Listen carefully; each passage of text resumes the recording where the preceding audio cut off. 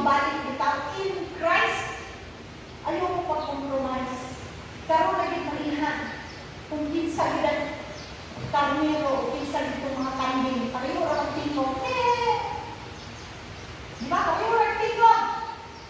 Pero karoon malihan na. Kaya ang mga dautan mo samot o kadautan. Ang mga maayo mo samot o kamaayo. Kaya diri sa kalibutan, ilahon yung taktanan sa yawa. Tungod kay, gusto mang yun niya atong nalimutangan. Naipugin kaya yawa ba sa ato ang posisyon in Christ? Ha? Isipan, ibuhat sa Diyos ang kalibutan. Papalihatag lang sa ato, ha? Kalangin ka, mura magkagimo ang balay, pagkawa ninyo niya.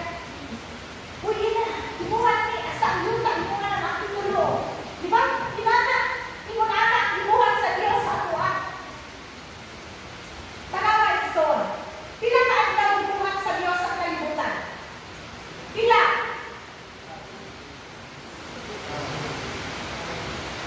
Okay. Tanawa ka. Ibuhat sa Diyos ang kalibutan.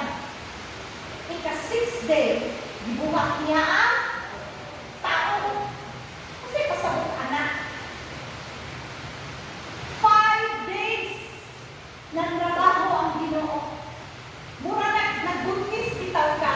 Ang tata na pagbuntis, ang laman ng daan ang imong bata, magpalit na kag mga lampin, mga crib, mga usali galing sa bata, manganda na kagbayad sa ospital, kay basi masisaryan, mausan, sige kag check up, sige kag tinutambal, nga papahinsog sa imong lawas o sa imong anak. Muna sakto makagbuntis. So yung anak ibuhat sa Ginoo sa tuwa. Ibuhat niya ang tanan na kinahanglan ako. O natapos na niya tanan ninyo, gityan, it was good. Kung ang ibuhat niya ang tao, last. Tapos on the 7th day, kasi ibuhat niya. Ha, nagpahulay. Tapos ang tao ay dihilo ka ang the 6th day, pagka 7th day, rest tayo. Mo na gusto sa Ginoo sa akin. Na naata in the position of rest in the presence of God. Lamig sa akong Ginoo. Kaya iyang lang ipahimutan kag sakto. And then sa next, mag-rest na. Nga naman, gusto man sa Diyos na mag-ubanta. Gusto sa Diyos na habang nag-rest siya, na siya kauban, na siya kasturya. Ngunit so, na pag nagtrabaho ka sa tibok simana, una-unaan ninyo na ang ikapitong adlaw, mag-fellowship nila sa Ginoo. Amen? Kaya siya mismo nag-design na anak para sa ako. Gusto niya nga, anak, dali, naratangan ako ng yan. Sino, dali, excited niyo ko mag-istorya sa ikuha. Anak akong Ginoo. Mula on the 7th day, kinahanglan dito mo pahulay. Amen. Pero dili, nagpahuway sa balay ng laba. But nagpahulay in the presence of God. Amen? So tanawa ko dito, wala ka tagihin mo sa Ginoo sa first day. Nga iyan ipakita, alam, inaaling na lisod ang maghimo. Alam, inaaling na lisod ang maghimo. Wala kang kabaluan ang mga kalisod na na. Mauna, kunting sumuha sa yawa sa atong posisyon. Kaya mga alahan na ita, na siya na nilang gusto, ani. So, sa dihan kita nakasala. Diba, dihatag na sa Ginoo, diba? On the 7th day, nag-rest pag kita. Yung mo sa ibuhat na ito, nakasala. Wala yung mga utang na loob. Kung baga ka ba, namigay si God, mag-anas niya. Ikaw wala na yung utang na loob. Pero, ako to, si God really. Kung sa ibuhat ni God, ipadala na ko si Jesus para lubayan ang bulukan sa ako ang nasala.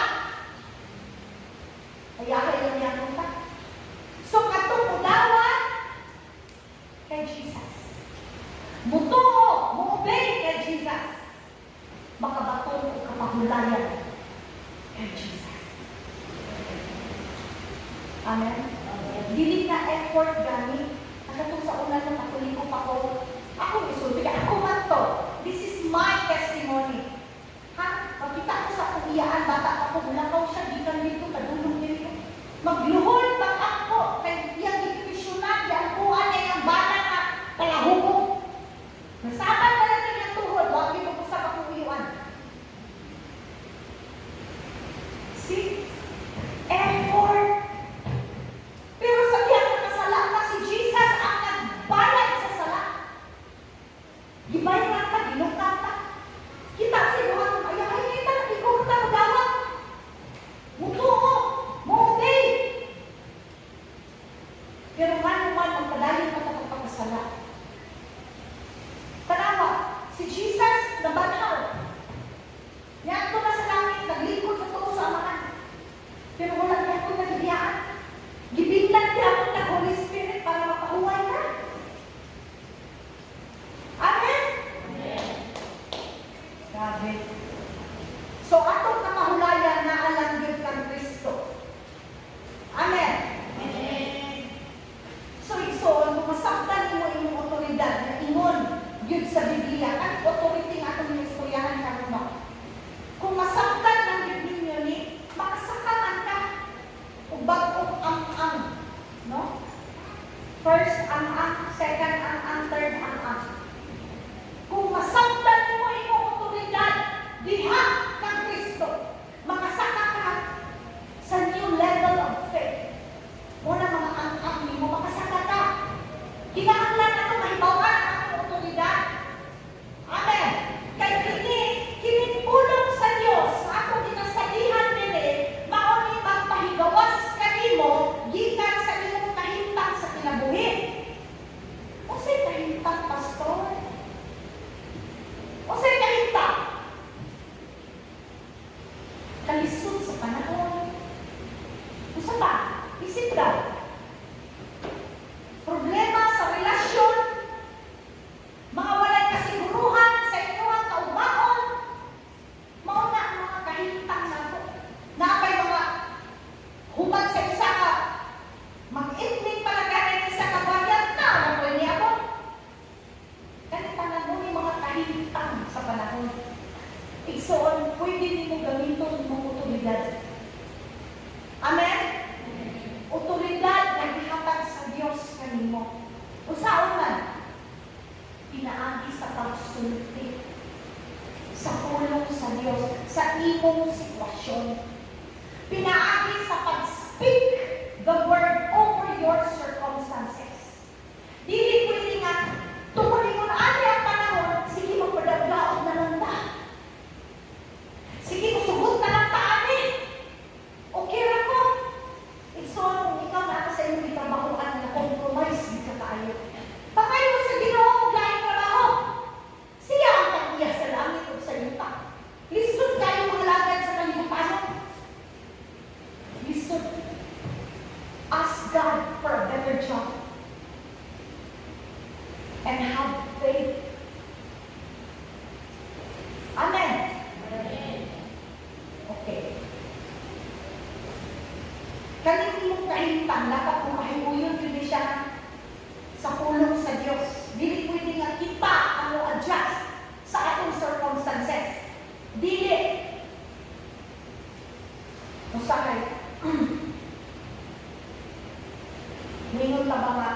Hala wala na kong pangalimog eh.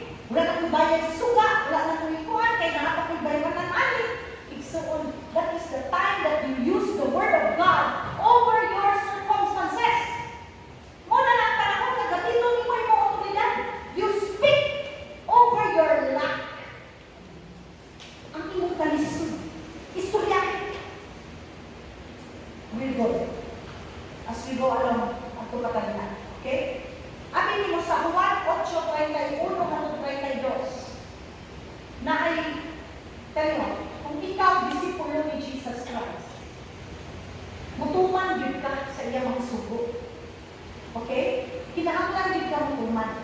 Okay, next. Ako basahan. Sa 31. Ang title ay, ang kamatuoran na makahatag kaninyo o kagawasan. The Word of God.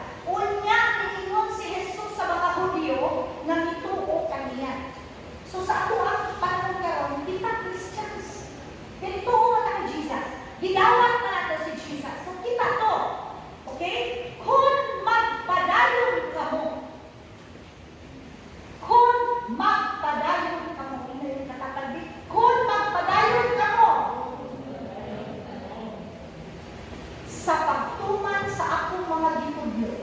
Okay? Klaro ha? Tinuod gayon na kamo akong mga tinunan.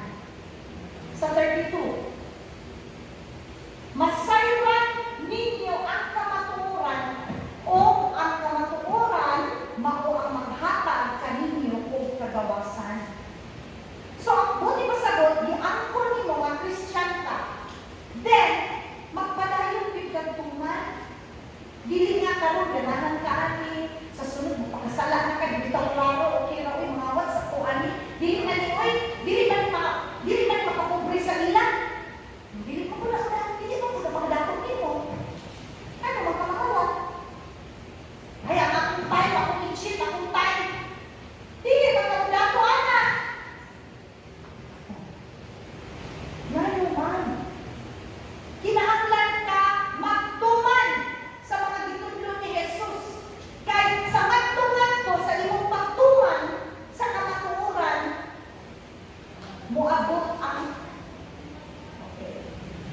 muabot sa imong akong panalangin. Pero kinahanglan ang Word of God mo padayon. Dili, exhort ka na kinahanglan ay, ano naman ko, save naman ko, okay na save na ko, kay luwas na ko. Dili na enough. Ingon ang Bible, kung mo padayon. So, ibig sabihin, dili ka mo unang ubasa sa Bible. Dili ka mo musimba usanay, usahay dili. Kaya na ay trabaho, kaya na ay buhaton, kaya na ay importanteng project. Mubalik kita ang Ginoo pagkagabi. Sige.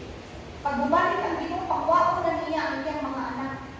Kadto mga matinunan sa iyahan.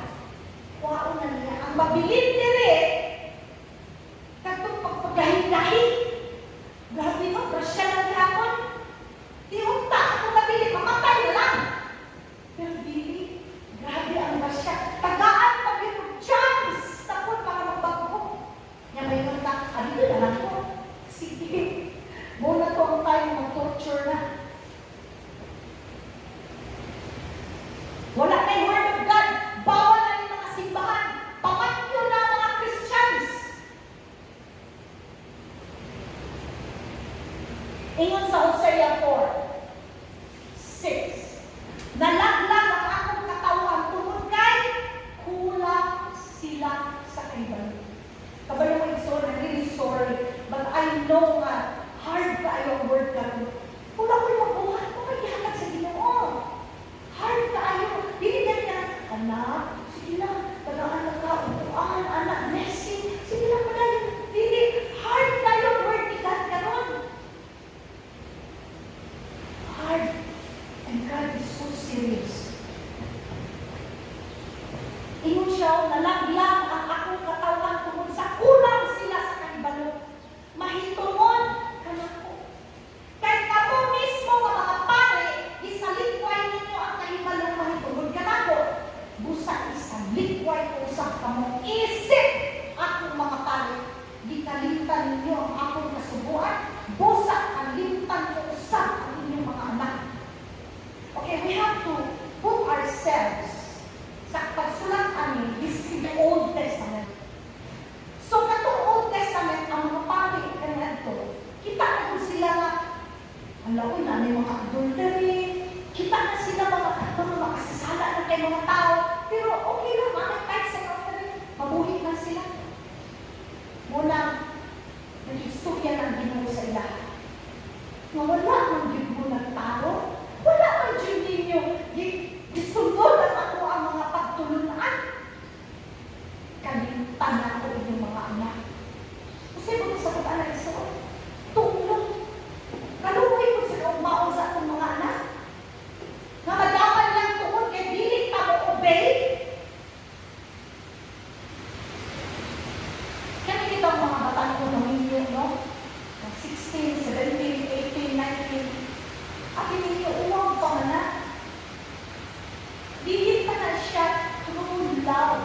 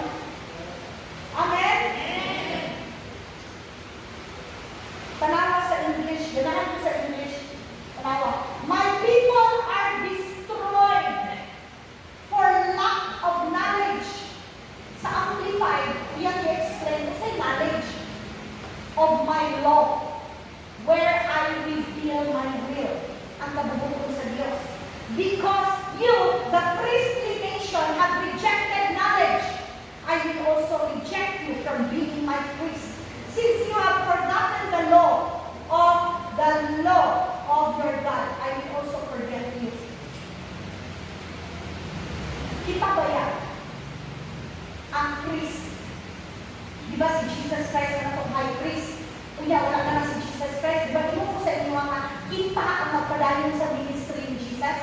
Amen? Nahinatuman ninyo na? Kita ang magpadayon sa iyong ministry. So, ikaw ang amahan, ikaw ang tindong niya sa iyong pamilya. Kung ikaw single ka, single father, single mother, ikaw ang tindong. Pero dili mo na-reject ang tulong sa Diyos. Kung ikaw gustuhan ka, nagtrabaho ka sa mga unbelievers, mutindong ka sa iyong itrabahuan. Ikaw ang priest diha. And do not reject the word. Kaya mo na Ginoo, I will reject you. Karon ang time na maminaw sila sa truth. Karon sila maminaw sa kamatuoran. Ayaw niyo galong sa ilaha. Amen. Mauna nga kung kita ang mga Christians muhulong sa pagtuon sa pulong sa Diyos, magkulang ka. Mabankrupt of knowledge, then malaglag ka. We will be destroyed. Pero kung magpadayon ka sa pagtuon sa pulong, ingon sa 2 Peter chapter 1 verse 2, grace and peace be multiplied unto you through the knowledge of God and of Jesus our Lord. Sa Bisaya, mapuno unta kamo sa grasya ug pakigdait pinaagi sa inyong kahibalo sa Dios ug sa atong Ginoong Hesus. Tanaw ha, balik sa English. Ganahan sa English. Ang inyong dili multiplied grace and peace be multiplied. Wala ginoo ka ang grasya, grace ug ang kalinaw, peace ikadugang kanino. No. It will be multiplied. Ibig sabihin, mapuno ka, kahit nagpadayon ka doon sa pulong. Every Sunday, excited ko po si Bahan, hinaan na sa ibang pagtulungan karon. Nga maggamit ako sa kinabuhi. Grace and peace, mapuno, mamultiply, only in the knowledge of God. So kung wala kang kahibalo, mabangkrut ka, ma-short ka. Mauna, nadali ka lang mauyong, pag di na kaya, magpakamatay.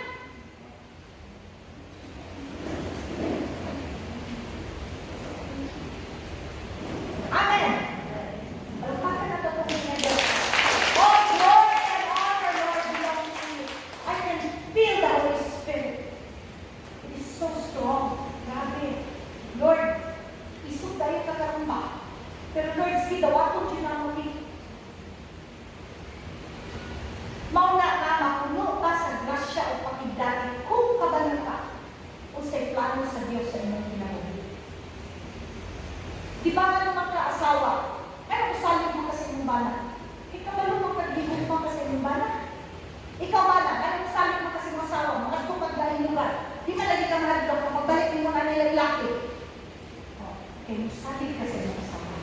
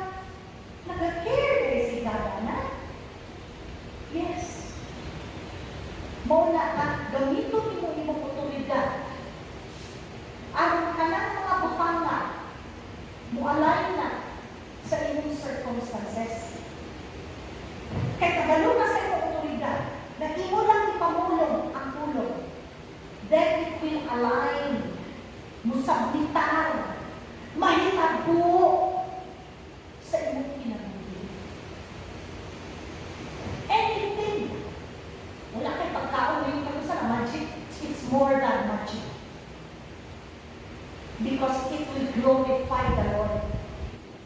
Wala kay pagkaon, kada buntag pipis sa mag-complain ka, you speak. You speak. Kasi speak, pastor. Gusto niya ba? Usulti. Kasi isulti, pastor. Ako no. Asa natin ang saan? Asa saan? Pag-google. Lugay na kung sa inyo, mag-google mo, the promises of God. Nagyan ka lang, promises for healing. Dapat ano niya. Promises for victory. Promises for prosperity. Naan? Kata kita prosperity, gospel. Nagyan mo, pastors mo yun, anak. Hindi ka dapat mag-preach prosperity, dapat na mo.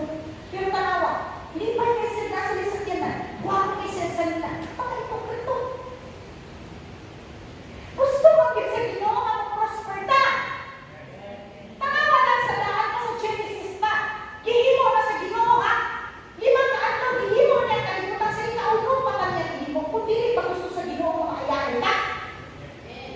Sama na oy. Di lang gihapon ka kasabot anak. Unya pa kahuman ka sa 6 day nag-rest. Bumagati mo katao nga ito, nag-rest ka ta. Kaya mo ang gusto sa Diyos. Kinahanglan natin na mag-gets. Pero gikawang magsayawa ang atong katungod.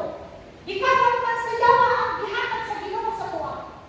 Mo na kinahanglan lang tindog karon sa atong otoridad. Kaya gibayran na ni Jesus, ibalik na niya sa tuwa atong otoridad. Pero dili na ito makuha kung dili na ito gamiton ang pangalan ni Jesus. Amen. So, ingon diri nga ang iyang Diyos ng gahong naghatag ka nato sa kanang butang bahin sa kinabuhi o pagka-Diyos nun. Pinaagi sa atong kahibalukan niya na nagtawag ka nato sa iyang kaugalingong himaya o pagkahalangdon. So, naabi pagkakamot nga magtabo o support. Dili ta pwede nga karoon ng daluwasan gani. Sige, kinsa sa inyo gusto maluwas. Dawatan lang si Jesus, mag-akto ka. Ano lang? Luwas na ko? Ha? Oh yes, luwas ka na. Imong pangalan, nasulat na sa libro sa kinabuhi. Ano ba? Luwas na ko? Yes.